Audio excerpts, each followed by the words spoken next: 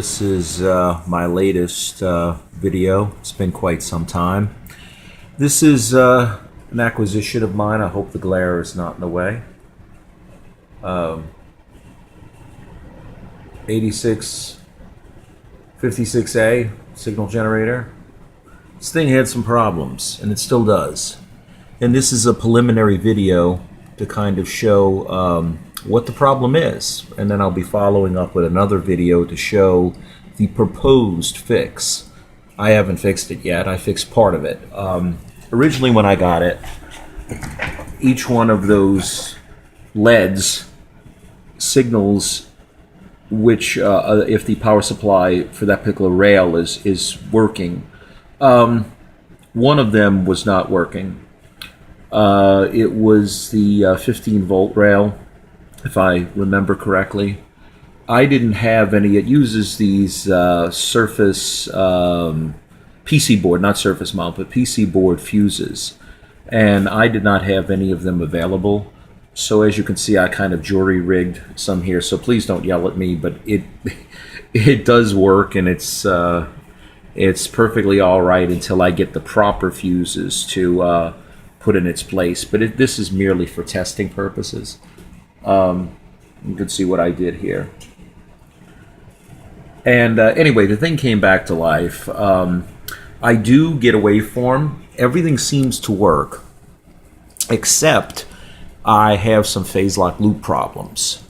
And what I'm going to do is stop the video right now and hook all the test equipment up and show you exactly what it's doing. So hold on. All right, let's run through this real quick. Got it set at 100 megahertz. We're going to first switch it to 80 megahertz, then back to 90. That resets some internal settings. Then change the amplitude. You can hear the attenuator relays clicking, so that's all wonderful. So we'll change it to, let's see, negative 10 dB. Alright, everything is hooked up, and as you can see, this is one of my other repair videos. I fixed this spectrum analyzer. I'm going to use that to analyze what we're doing here. First of all, this thing basically has a resolution of 100 hertz or 250 hertz, depending upon what frequency range it's in. So for right now, for testing purposes, we're going to set the increment to increment 0.0. Let's see, frequency increment 0.0001 megahertz. Now we'll pull that back. Now that's 100 hertz. Right now we're at 90 megahertz. We have it at negative 10 dBm, and we're going to hook it to the spectrum analyzer. Excuse me.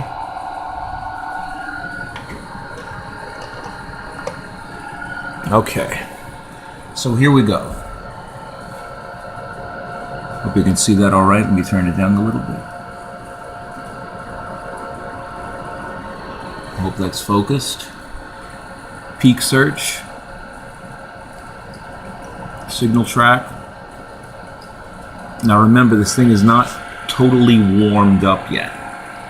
The spectrum analyzer is not warmed up, and this thing is not warmed up. It's showing roughly negative 10.2 dBm, which is pretty close, and the frequency is 89.2 megahertz. So let's see.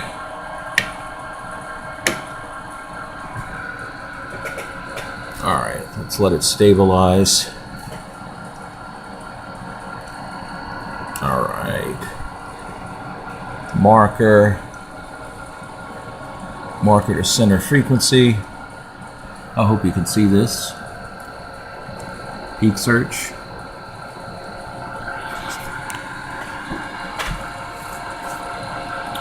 Again, like I said, all of this is not warmed up yet. So, you know, it's not perfect.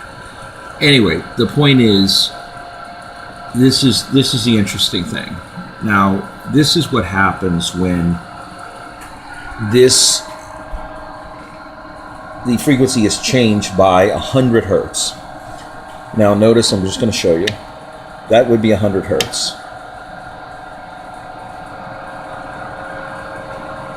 Okay. Now, let it stabilize, and then I'm going to show you what happens on the spectrum analyzer. Okay. Let me turn off the marker.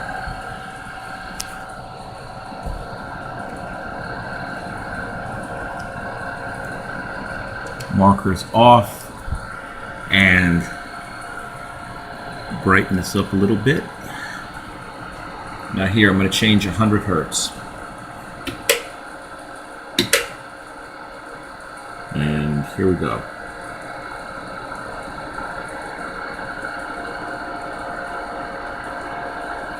Now that's actually peak search 93. So it basically is off. 100 hertz became roughly 7 or 6.8683 hertz difference, megahertz difference, not hertz. It should be 100 hertz. Now let me bring it back down.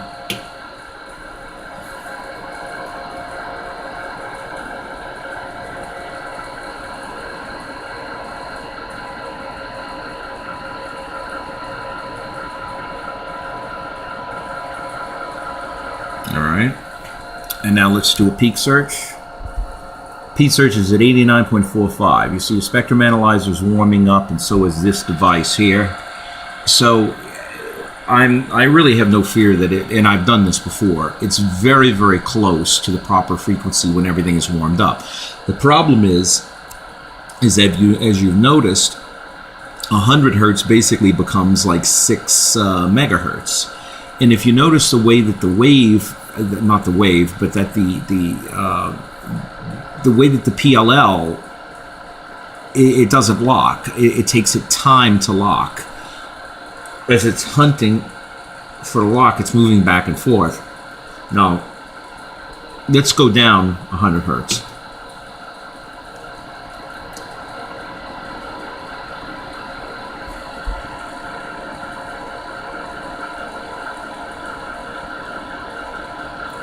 All right, you can see that PLL action. We're going to come back up.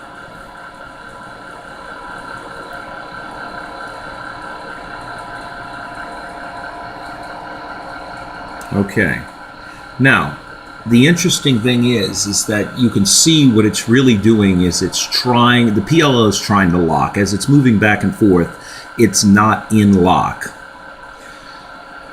But it's taking considerable amount of time to do this. Well, why is that?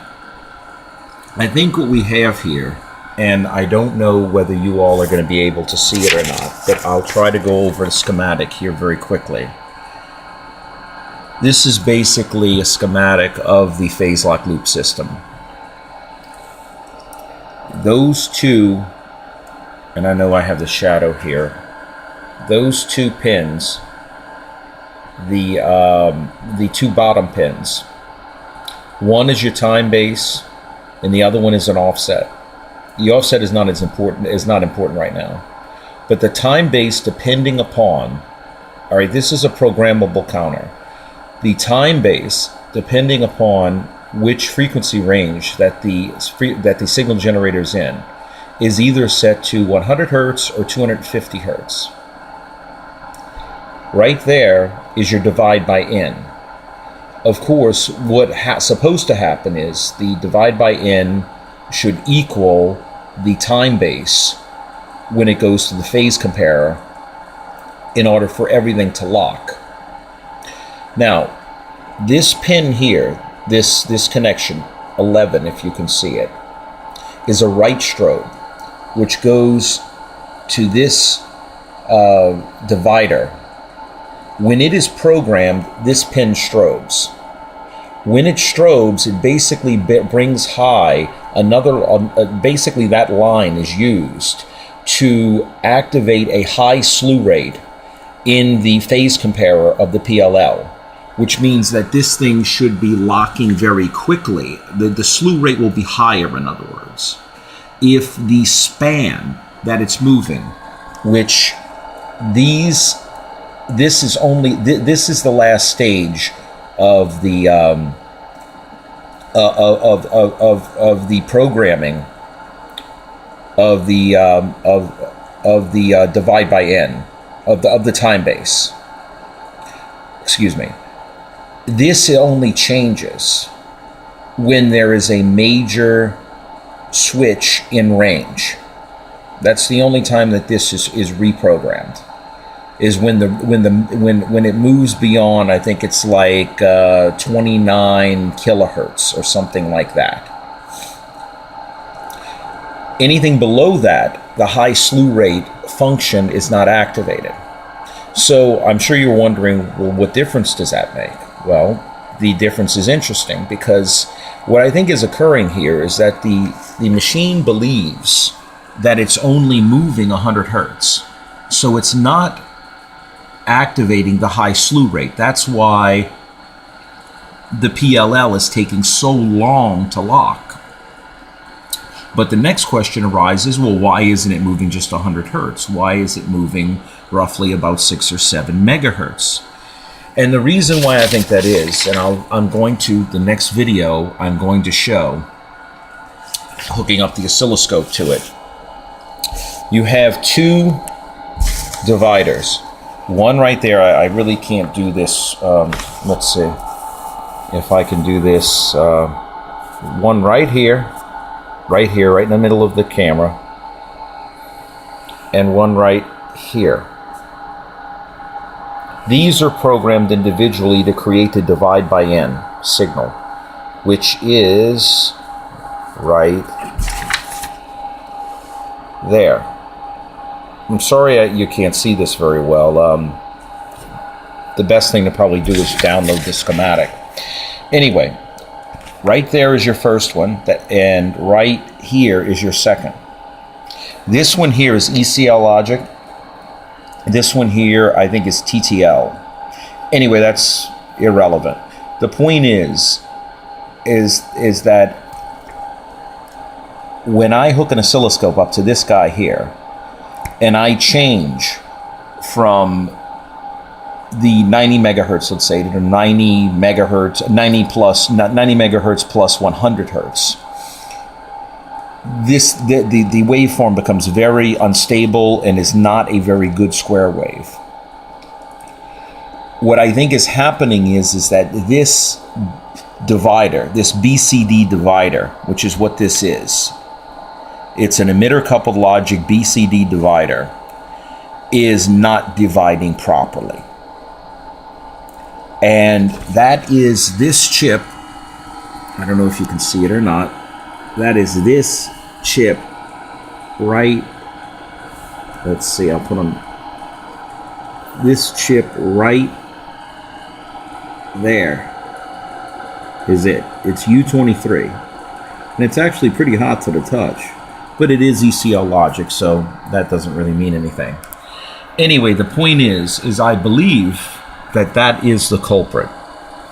And the next video, I'm going to hook up the oscilloscope and show you the waveform and the strange waveform that I get. Sometimes it is shaped properly, and that's when I get a proper frequency reading on either the frequency counter or the spectrum analyzer or the oscilloscope for what it's supposed to read on here. You know, for what it reads on here is reflected in the signal it's generating.